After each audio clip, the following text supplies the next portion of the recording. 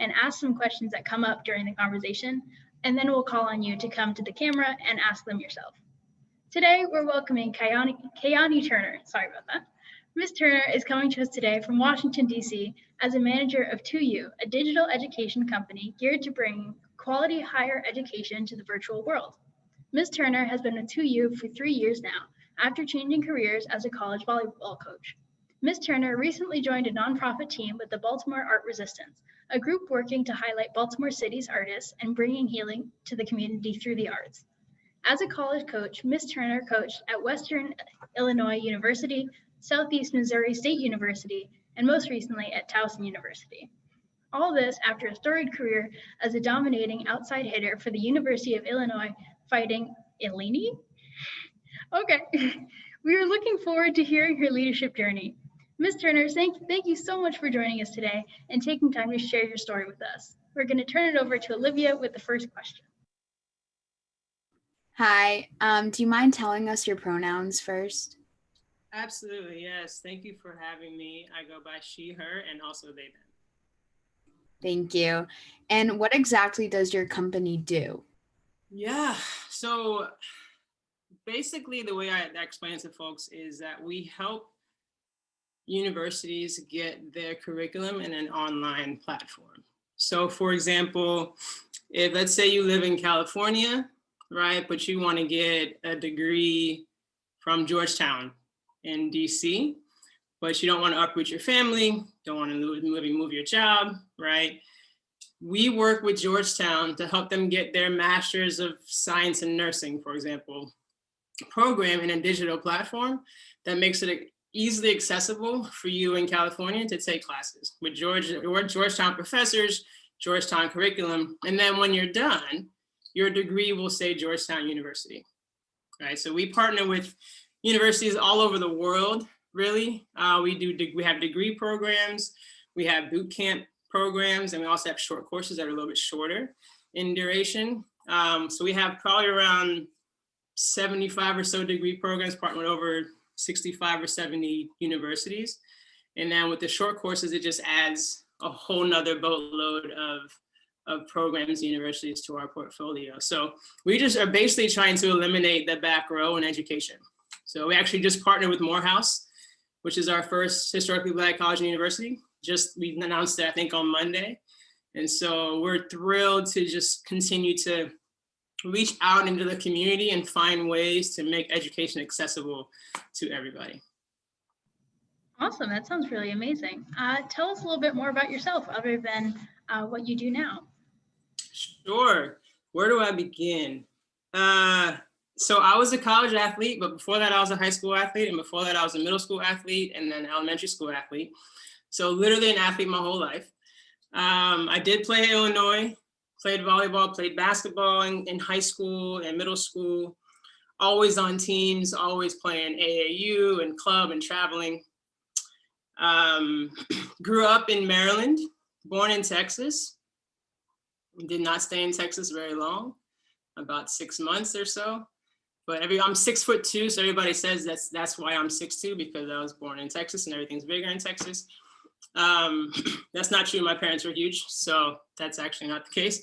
But grew up in Maryland, left to go to Illinois for college, stayed out in Illinois for an extra 2 years for grad school, and then headed down to Missouri for my first full-time coaching gig. And then switched from there. I needed to get back home. So I came back to Maryland in 2015 to start coaching at Towson. And when I was at Towson is when I realized, I needed to shift something, because I had been in sports my whole life. That's all I knew, right? And I was kind of itching for something else. But I also would say that one of the most poignant lessons, or even just experiences that I had in all the years coaching and even all the years playing, was just how passionate I was about people and those relationships with people, right? Every team you're on, you get a chance to build relationships. Every recruit, as a recruiter, you're building connections with not only student athletes, but their families, right? And so many people in the coaching world. And I felt like that was what I was good at. I was good at connecting with people, but I didn't have to do that as a coach.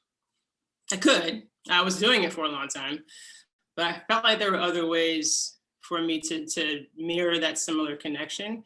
And so I was eager to find those ways. And so I stepped out of coaching and I hopped into where I'm at now. And I've shifted around in that company a little bit.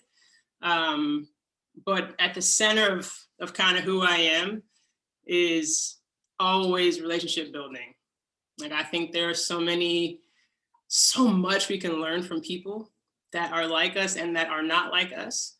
And I think we do ourselves a disservice if we don't investigate and put time into those relationships. And so that's the center of who I am. So I can do that anywhere, in my opinion. And I think the path that you can choose is yours to choose. But at the center, if you kind of have a good understanding of your core values, you can really shine anywhere you go. And so that's what I try to do, try to build that relationship management piece to every role that I'm in, every conversation that I have, including here with you all today. Yeah, and I find it interesting how you talked about, in a way, almost always being a people person because you were always around people. And how did the teams like you were on growing up like influence where you are now helping people? Yeah, I've been on so many teams. I would say one of the biggest influences for me was just recognizing the diversity of the teams I was on and how that prepared me for what the world around me kind of looked like, right? So I grew up, like I said, in Maryland. I was first on teams in Harford County, Maryland, which is a suburb of Baltimore. And the teammates I had on that team were very different than the teammates that I had in the inner city of Baltimore when I played basketball, which were very different than the teammates I had when I was in Illinois. I had some teammates that were from other countries. And then certainly as a coach, the teams that I coached, we had players from other countries, other ethnicities, other backgrounds. And so I think that the biggest lesson that I learned and the biggest influence that being around those kinds of teams had on me was just the importance of perspective, right? Your perspective is clearly not the only one, right? Everyone has a different experience and everyone's experience is valid, right? That's how they have shown up in this space. They have this experience, you have that experience. They may conflict, like you may not necessarily have had the similar experience, but doesn't mean it's not an important experience for that other individual. And so it's really important to it was really important for me to check myself in those moments, right? With some of my teammates that maybe had never seen a Black person before. One of my teammates in Europe, like she had never played with somebody who was Black. So my hair looked different. I put lotion on after practice. They didn't put lotion. So it was just a very different. And so the questions that they were asking me, I could have been offended by, because for me, it was just the normal way of me operating, but I understood their experience growing up may have been different. And so I think that those experiences with those teams really helps in any kind of workforce that you go in, whether it's corporate or not, right? I think there's an element of teamwork, there's an element of collaboration that is present pretty much anywhere you go. There are very few places where you can be the only person doing all the things, right? And so working in those spaces, learning how to collaborate with people has really transferred pretty seamlessly into my adult life and kind of how I operate in workspaces right now. I think if I hadn't had those experiences, it might have just taken me a little bit longer to appreciate those differences in some folks, or appreciate the differences in how people communicate. I think that there's definitely something to be said about owning your own space, right? Like owning your own space in those conversations. And at the same time, respecting the experiences of other people that are sharing the same space as you. One of the things that my dad used to tell me all the time, that when I was probably 9, which I thought was very young, he would tell me that I had a responsibility in every conversation. And to me, that felt like a lot. because I just want to talk to people. I'm 9, right? I don't want to have a responsibility at 9 years old. But it made sense as I grew up. But what he told me was that any conversation you have, your responsibility is to ensure that the person you are communicating with, the person that's sharing that space with you, is better off having shared that space than had they not. What does that mean? Who knows, right? Conversation could call for anything. It could be a smile, could be a hug, could be someone to listen. It could be to offer advice. It could be to validate, right? It could be just to respect their perspective. It could be anything, right? And I think that that's shaped differently in every conversation. But at 9, I thought that was pretty heavy for a 9-year-old. But as I got older, I realized the importance of that. And I think my experiences with my teammates, experiences as a coach, have all really, I took that little nugget and took that with me. And I think that really helped me, with the perspectives that I had and the conversations that I had with people, to try to ensure that everybody felt safe. Speaking of lessons that you've learned throughout your life and throughout your career, how do you then use those to promote diversity and inclusion in your leadership today? Yeah, that's a big question and a really important one. I'm really glad you asked that. I think one of the biggest things for me with regard to DE&I is intention, right? Like, I think impact is also really important, but I think that it has to start with the intent. Like, what is your intent in this space or in this conversation or with this event or with your team, right? I think being aware, really feeds into that. We actually had a conversation at work today where someone came in to speak for Black History Month, and he works for Netflix, right? Everybody, I know I binge Netflix like most people, and they're starting an initiative where they're really trying to reach out to younger folks who have a different mindset in their generation, right? Even younger than me, right? They have a different mindset in generation, how they think about things, how they see the world and the possibilities for the world that may look different than maybe my grandparents' perspective, right? And one of the things that stood out to me with what he said, which is also in alignment with how I feel, is that when we think about DE&I and we think about the people that are around us, we need to see and pay attention to who's not included here. Like who's not in this circle with me, right? Or who's not on this team, or who's not on this board or in this leadership.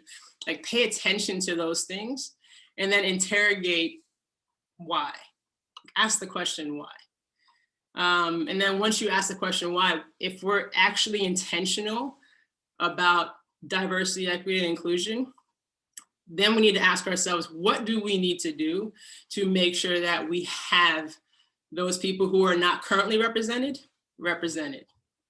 right? And I think that the way that I go about that in my job is I scan my team, make sure that we're as diverse as we can. I make sure I'm diverse, and I make sure I'm very inclusive with my language. I think that's really important. And I also make sure that folks feel heard and seen. I think, like, to my earlier point, DE&I believe requires a safe space, right? And so we all have biases that we're all coming into spaces with, myself included. We need to be aware of those, right? As we're coming into a space, and think, okay, well, we're thinking about this particular individual, this particular event in this way. Why is that? Right? And is that in our most inclusive mind? Is that our most inclusive lens that we're looking at this through? Right? And if it's not, if you want to be inclusive, like, let's change that, right? Have conversations about changing that. So I think it's important to have the introspection, but also creating that safe space for folks to share what their biases might be. Like, hey, I always thought it was X, Y, or Z. And someone can say, hey, actually, I challenge you to think about it this way. I challenge you to think about it in this way. What about this perspective? And so the safety aspect is also very important. People need to feel safe in order to feel vulnerable, in order to feel like they can share things. And I think a lot of times we bring those external thoughts and biases into spaces, because that's what our experience, right? Our experience comes into, it's natural. I understand that, it's totally natural. But I just challenge us to, and I challenge myself every day, and I challenge my team every day to think about things in a more inclusive lens by stripping the biases that we might come in with that we don't even maybe realize that we have. And then also being open to feedback from other people, saying, hey, you know what, I think that that's something we want to maybe revisit and think about it in this particular way. I think that's important to have that safety, that safe space for folks when we're talking about any kind of DE&I effort. We need to be able to come into that space comfortable as much as possible, to be able to reflect. I really appreciate you using those lessons that you taught us about, like inclusivity and other people's perspectives, like almost as like a launch pad throughout your careers. And so what lessons have you learned that helped you build parts of your character? It's another fantastic question. Yeah, I've learned a lot. I think, you know, as a Black person, I learned a lot of lessons as a person of color in this country, right? I'm just being honest. I think the way that I grew up and experiences that I had may not have looked like other people's experiences, right? Everyone's experiences are different. But for me, one of the things I learned early on that I tried to hold on to was a phrase that says "temet no se." It's Latin, and it means "know thyself." And I learned about that in college, actually. One of my college coaches told me about that. And I always wondered why he told me that. He always told me, like, just know who you are. You know who you are at work, know who you are with your family, know who you are with your friends, know who you are with your teammates, right? And it shouldn't vary too much in those different spaces, right? And I think it's a hard thing to kind of hone in on. I know as we continue to go through this journey called life, we get stronger in our convictions and all that. But I think that it's important for us to, and it was important for me to know who I was, right? And know who I am today, and know how certain situations or certain conversations, how I enter those conversations, how I enter those situations, how I show up in the world. It was important for me to stand true to that, which I also believe was probably one of the hardest things that I've done, but also one of the most rewarding and powerful things that I'm in this journey of still doing, right? And so if I can stay true to who I am, right? And there obviously there are parts of me that are going to evolve at different times, right? We all are going to evolve and shift. I'm not saying I'm the same person I was even 6 months ago, right? We're going to shift and evolve, but the core of who we are oftentimes remains unchanged a whole lot, right? But I think that the idea of staying true to who I am has allowed me to step in confidently to different spaces and shape my journey. I think if I had maybe wavered more than I wanted to, or was unsure more than I needed to be, right? I think that I would have had a very different experience. Now, I'm not sitting here telling you all that, you have to have it all figured out right now. You got to know who you are. Like, that's not what I'm saying. So please hear me very clearly. That's not what I'm trying to say. I'm just saying that for me, like the more that I got to understand who I am, like, yes, stand in who you are. Like, I don't like this, I don't like that. Okay, why? And maybe even think about, okay, why don't I like this? Maybe it's because I was told not to like it. Maybe that's why, right? But standing in who you are, I think can give you, and has given me, the confidence to kind of walk erect. And it's that authenticity and that boldness that has kind of driven me through a lot of things in my life.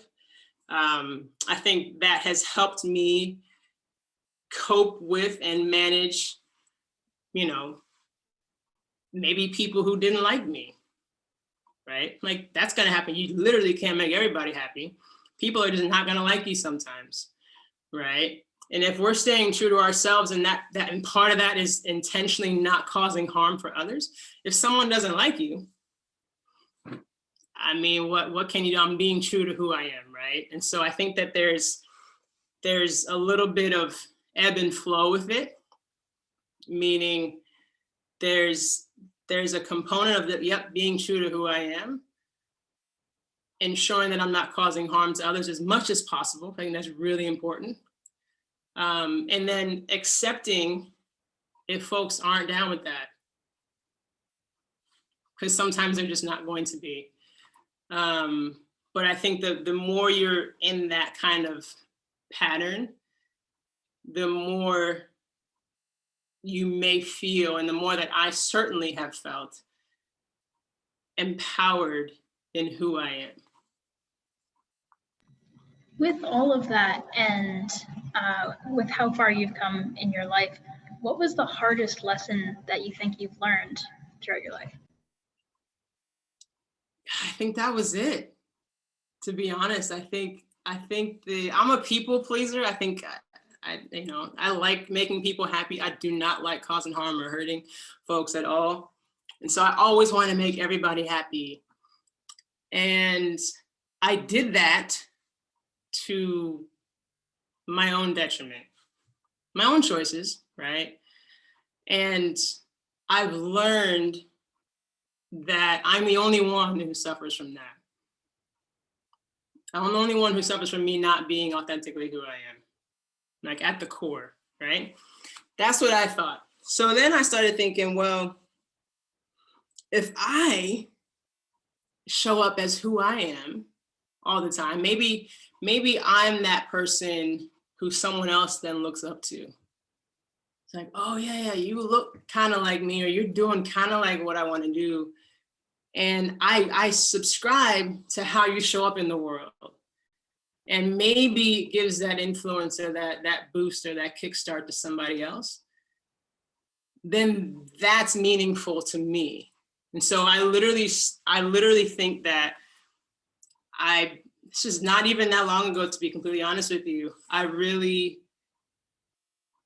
was intentional about standing in every single part of who I am, not just the parts that I knew this group would be okay with or that group would be okay with, but standing in truth to who I am and being okay with people not subscribing.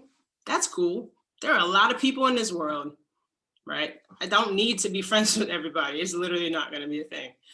And so with that, the additional accelerant for me personally was being that visible individual for other young people and other people, not even just young people, other people, right? I think I was at a workshop a couple years ago, and this young guy told me, it's like, well, people are waiting for you. It's like, for what? I don't even know them. What do you mean they're waiting for me? It's like, no, they're waiting for you to stand in who you are and stand in your truth so that they can stand in their truth right behind you or right after you. And so I think that there's always this idea that people are watching. It is so true. And for me, the biggest lesson, it was hard to learn, right? It was definitely hard to learn for me individually, but it also has been the most rewarding and liberating feeling for me as an individual to go through that process and continue to go through that process. Your individualism is a key aspect to your personality that at least I have noticed so far. But do you think you've always been a leader, or did you learn how to lead? No, I don't think I was well, I guess I should rephrase that. I guess it depends on how you define a leader, right? I think oftentimes we may think of a leader as someone who's just the most vocal, right? Someone who says the most. Sometimes we look at a leader as someone who does the most, right? Who's just, maybe they don't say a lot, but they're always doing the work. They're always doing the thing. And so I think that for me, I was the person who I didn't say anything. Like, I was just very quiet, believe it or not, when I was growing up, especially around people I didn't know. On my teams, I was just, I didn't speak a whole lot. I just played. I just kind of let my talent speak for itself, so to speak. And so I don't think I ever really defined myself as a leader by any kind of conventional terms until I became a manager. Actually, until I became a manager at 2U, but then before, obviously, as a coach, I was leading a team. But I think that there's definitely been growth in that area. I think it depends on how you define it, right? And I think it's different for folks. I think there are some core elements to leadership that are important to recognize. But I do think that you can be a leader in different areas and it looks different. And they're all just as important. So to answer your question, I haven't defined myself as a leader, but I do think that in some ways I have been a leader. It just takes some additional searching to kind of figure that out.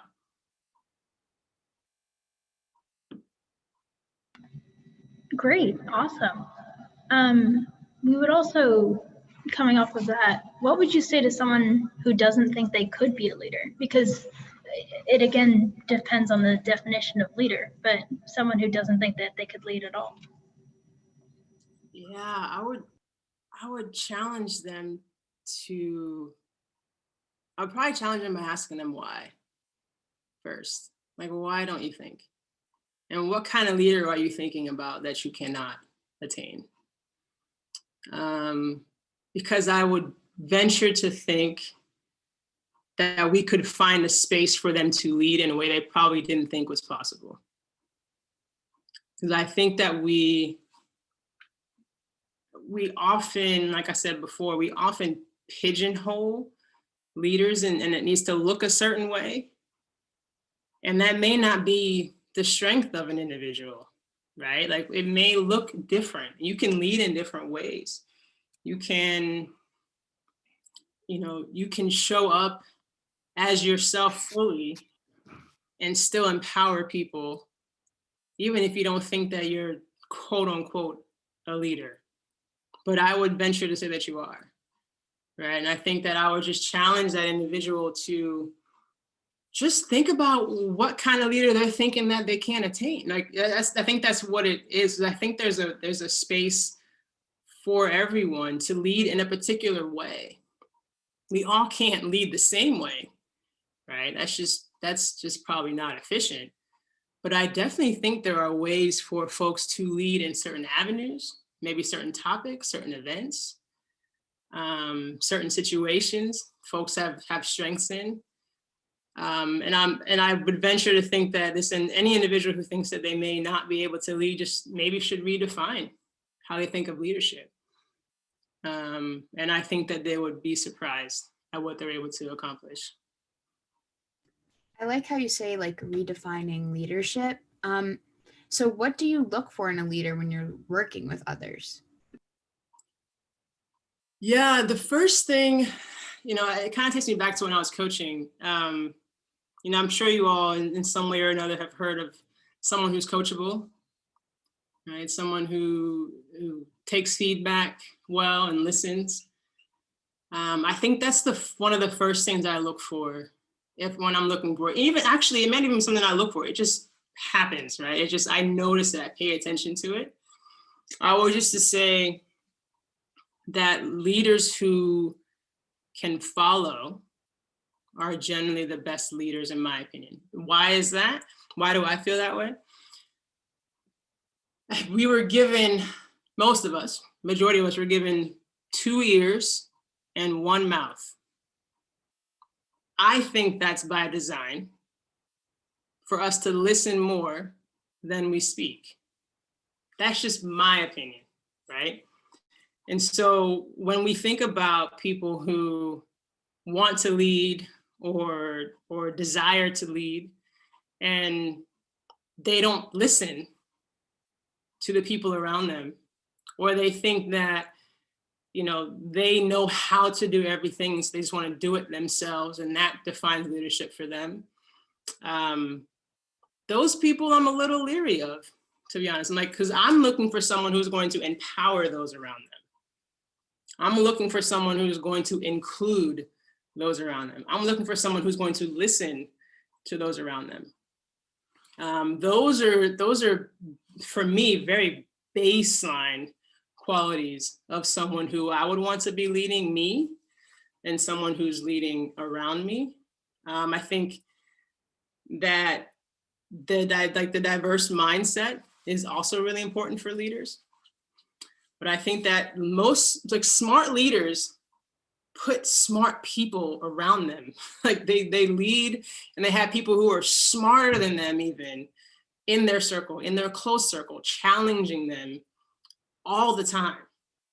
And I think that, you know, if you look at some of the well-known leaders in the world, or even maybe some of the well-known coaches in the world, right? They're not necessarily the most vocal people. I think we assume that people who lead are the ones who talk all the time. I would venture to say that some of the best leaders that I know don't talk that much. They talk when they need to, but they empower the people around them to thrive. And that's what I intend. That's what I try to do with my team at work. That's what I always tried to do with my players when I was a coach. Just like, and give you everything that you need to succeed as an individual, and then go succeed, go do the thing, right? My name does not need to be on it. I do not need to get credit for it, but in my heart of hearts, I know that I helped you. I know that I helped you find whatever you're passionate about, or I know that you have grown in a way that you wanted to grow, right? You have blossomed, so to speak, whatever that means. So some of my favorite memories of coaching is when a player maybe who graduated came back and was like, "Coach, I get it now. It can make sense now." And I'm like, yes, it took 4, maybe 5 years, right? But it makes sense to you now, and that's all that matters to me. It's something I'm very passionate about, but I think that, you know, those who listen, those who take criticism, not even criticism, just feedback, right? Those who take feedback well, those who are intentional about uplifting those around them. I'm not sure there's much space for ego in true effective leadership. That's my personal opinion, right? I think that there's way more room for empowerment. And I think that goes so much further in the long run. Talking about other than inspiring other people and seeing inspiration in other people, how do you think you inspire people to lead? And how do you think you as a person are an inspiration to others?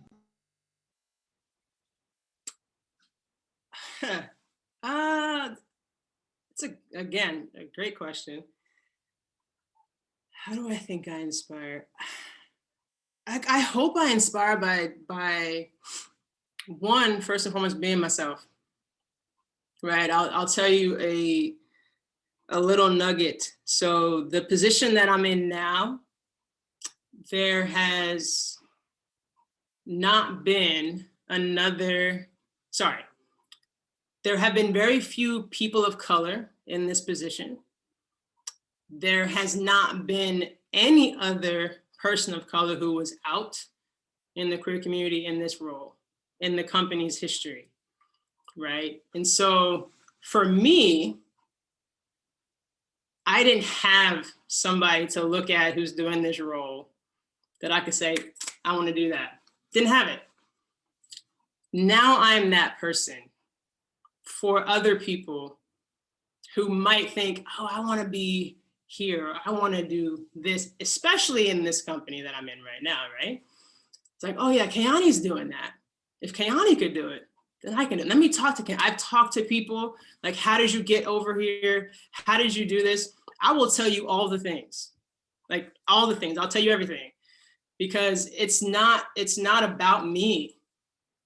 It's about those around me. And so I hope that in just how I show up at work, as fully myself, and then how intentional I am with the relationships that are around me, I hope that that is inspiration for folks who, you know, maybe want to step into a particular space, but they're a little bit unsure of how to do it, or they may feel like they have to speak a whole lot or have a certain kind of demeanor in order to be recognized, or they have to have a certain kind of accolade, or they have to go through the ranks, so to speak. Because another part of the role is, like, I came from a totally different department.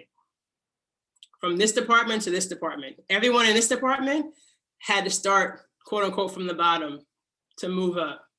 And they're like, nope, we're just gonna move you over up here, right? Which is not usually what happens. But it's possible if you stay in who you are, right? And you build relationships with people. That's one of the things that I learned very early, like in my life, like with my dad, right? Those relationships are so important, and be genuine about it.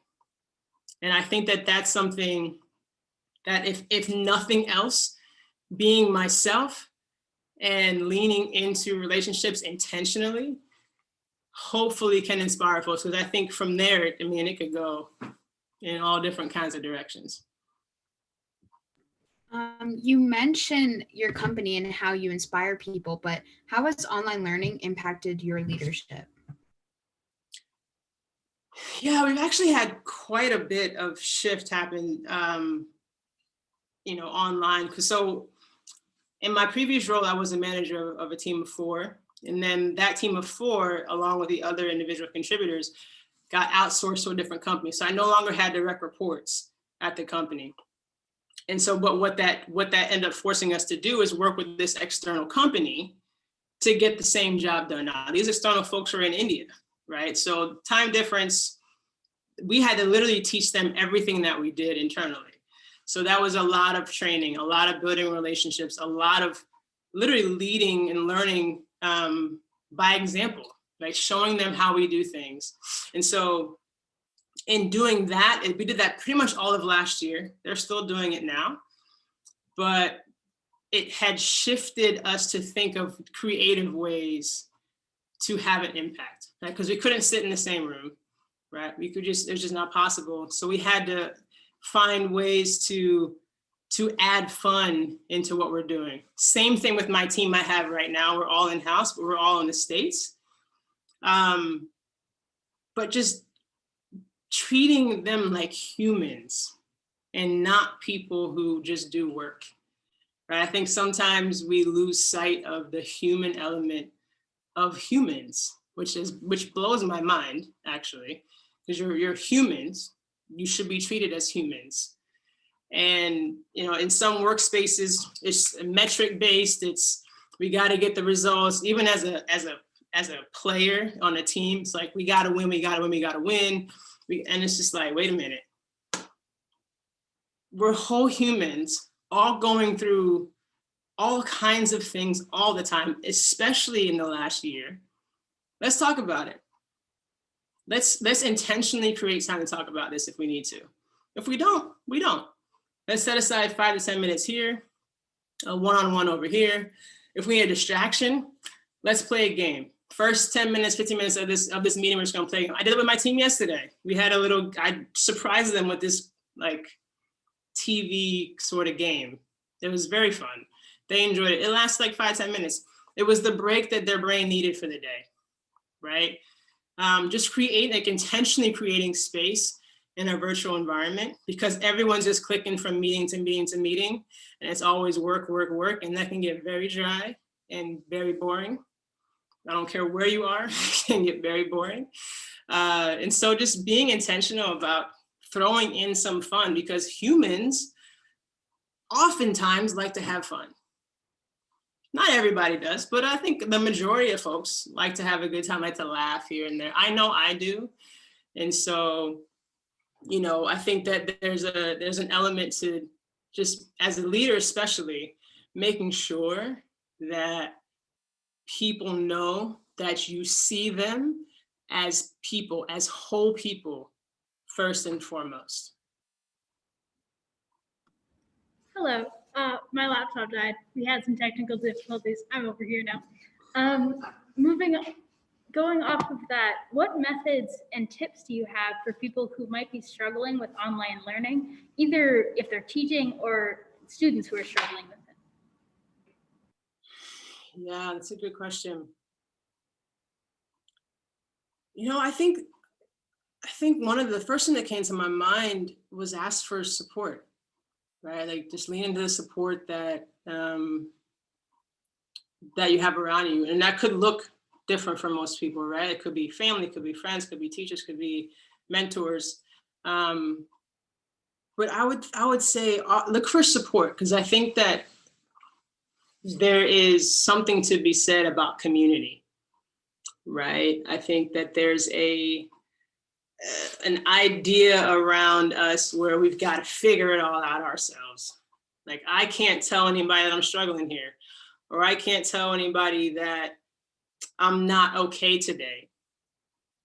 And I think that that is dangerous. I think that's very dangerous. And so if anyone's struggling with online learning, I would see if I can seek out a community, right? And see if there are ways that can support you in the ways that you need, right? Could be the reasons for the challenge could be varied, right? So I can't give you specifics on what to do if this happens, if they're feeling that way or whatever. But I think overall, the message I want to send to you is, don't feel like you have to figure it out yourself. Lean into the people around you. Community support can be very impactful. Even if it's, 5 minutes a day of everyone just, going outside and walking around.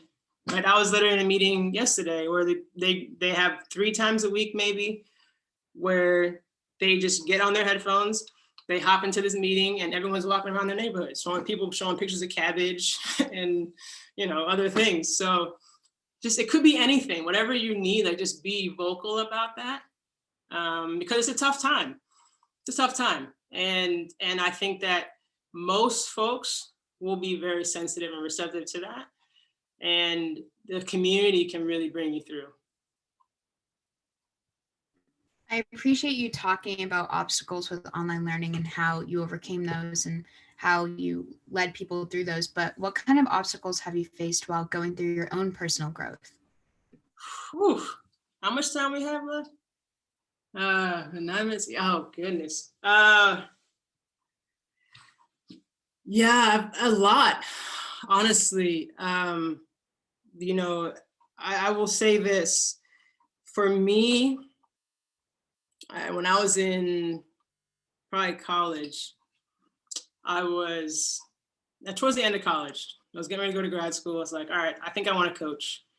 So let me go to grad school and get my master's degree and start coaching as a grad assistant right away. So I did that, and then I started applying to coaching jobs, and I got offered a job pretty quickly. And then the head coach for an assistant coaching position, got offered the job. He called me about a couple days later. He's like, actually, we've got to do some more paperwork. So I was a little premature in offering me the position. I was like, okay, that's fine. You got to do some background checks. No problem. My background's fine. Comes back to me another day or so, and he's like, you know what, we're going to go in a different direction with somebody else. And the reason he gave me was something that I thought we had already covered before I even went out to interview. Telling you all of this to tell you that ultimately the reason he did not hire me was because I'm in the LGBTQ community, right? And so my first experience in the coaching world was like, you don't belong here, actually. Like we don't actually want you. That's how I interpreted that, right? And so for years, like I can't be fully who I am in this space because I was told no before I even got into it. That's how I felt.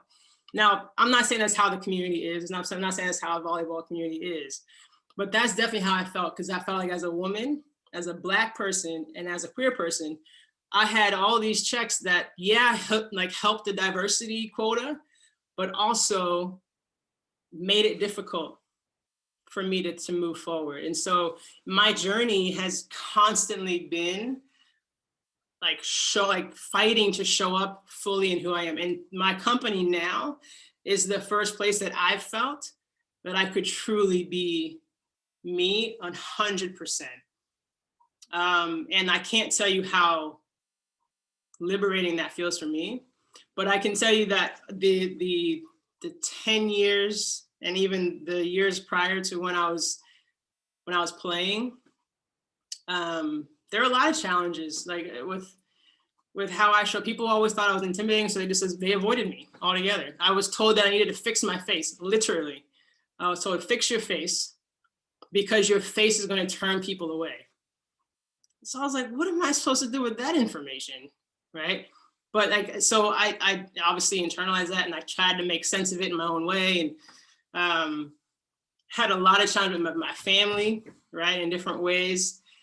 But I think all of that to say, yes, we all go through challenges and they're all impactful. And some of them are gonna hurt and they're gonna sting, right? Absolutely. But I think for me,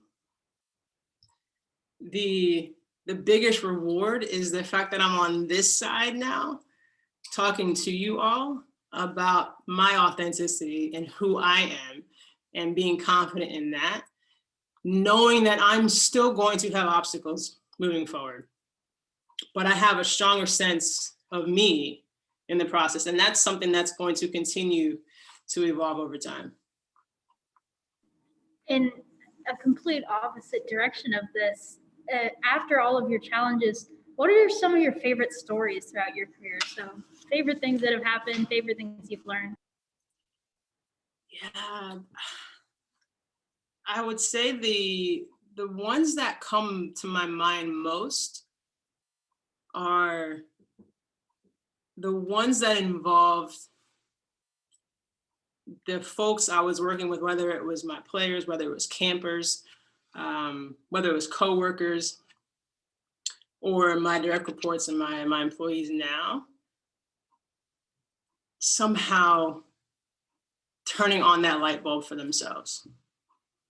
Like that lights me up inside to see other people thrive. And so when, the player that came back and told me that, Coach, I get it, made my week, if not my month, players that still reach out to me to this day.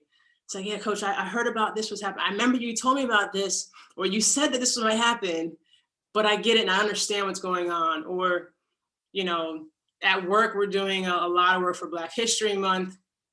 And so we're actually working through the intersectionality between being Black and also being queer. And so I'm leading conversations with that at work, which is opening up all kinds of conversations that, had I not stepped into who I was, I'm not sure that would be happening in the same way.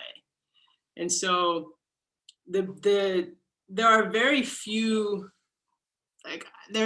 stories that I take ownership of. I'm a part of a lot of stories. I'm a part of a lot of experiences, no doubt. But the ones that mean the most to me, truly, outside of my own authenticity and my growth, are the ones where I've seen shifts in other people that they desired. Not that I desired, but that they desired and that they wanted.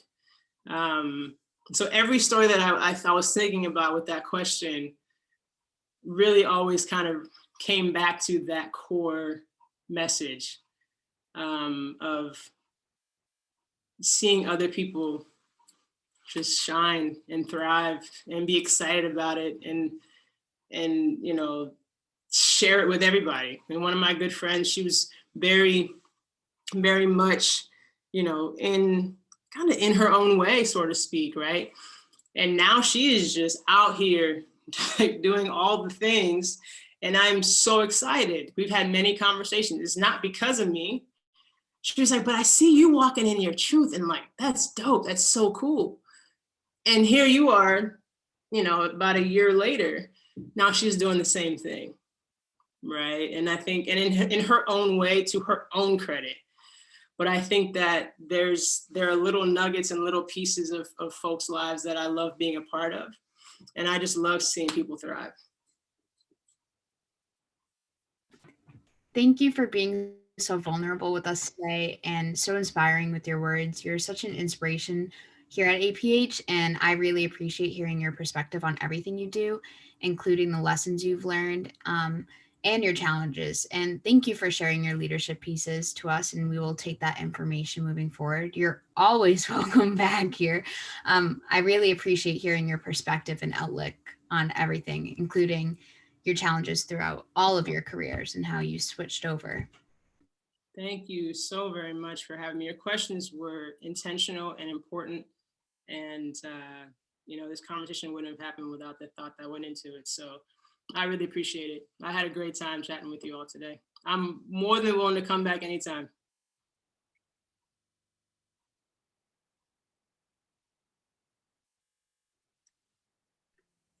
Thank you so much, Kayani, for joining us today. Students, you got a minute until the bell rings, so feel free to chat and come by. I'd love to hear from you guys how you think today went. So thank you so much. I just want to say a public thank you. That was absolutely inspiring, even from my old lady grown-up perspective. So thanks so very much for your time. Thank you so much. I appreciate that. I'll take off now so y'all can talk. You're good. Thank you, Kay. Yeah.